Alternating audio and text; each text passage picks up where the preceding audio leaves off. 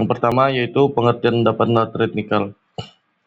Endapan laterit nikel adalah jenis endapan biji nikel yang terbentuk secara residual akibat pelapukan kimia sangat intensif batuan ultramafic seperti peridotit dan dunit di iklim tropis sampai dengan subtropis yang lembab. Nah, proses pelapukan berlangsung lama sehingga unsur-unsur mudah larut misalnya seperti Mg dan Si tercuci ke bawah, sedangkan unsur nikel, besi, dan kobalt menjadi terkonsentrasi di dekat permukaan. Secara spesifik, endapan ini berkembang di atas batuan induknya dan tersusun membentuk zonasi vertikal.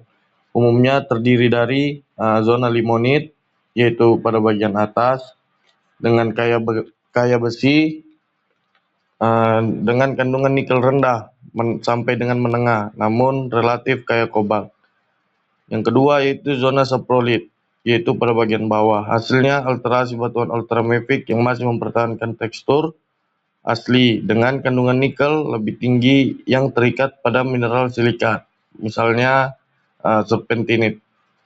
Yang ketiga yaitu batuan dasar ultramafic, yaitu batuan induk yang belum terlapukan sempurna.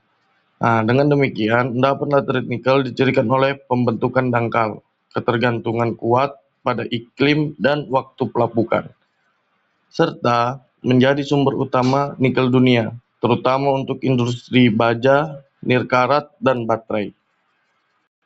Nah, di sini ada gambar, yaitu yang paling bawah itu adalah bedrock atau batuan induk. Sedangkan di atasnya bedrock itu ada saprolit, yaitu batuan yang mempertahankan tekstur asli, tetapi kandungan nikelnya itu lebih tinggi. Contohnya seperti serpentinit. Nah, di atas saprolit itu ada limonit. Nah, ini batuan yang kaya besi, tetapi kandungan nikelnya itu rendah. Ini gambarnya. Lanjut, yang kedua yaitu proses pembentukan atau lateritisasi.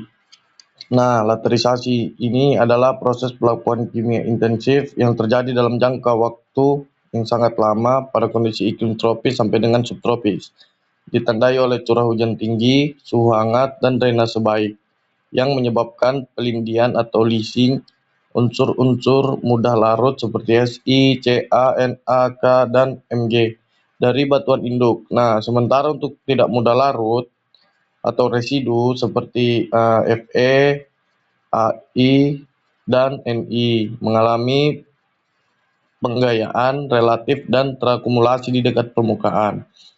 Pada batuan ultramafic, proses laterisasi berlangsung melalui infiltrasi air hujan yang membawa CO2 dan O2 ke dalam rekahan batuan, memicu reaksi hidrolisis dan oksidasi terhadap mineral primer seperti olivin, piroksen, dan serpentin.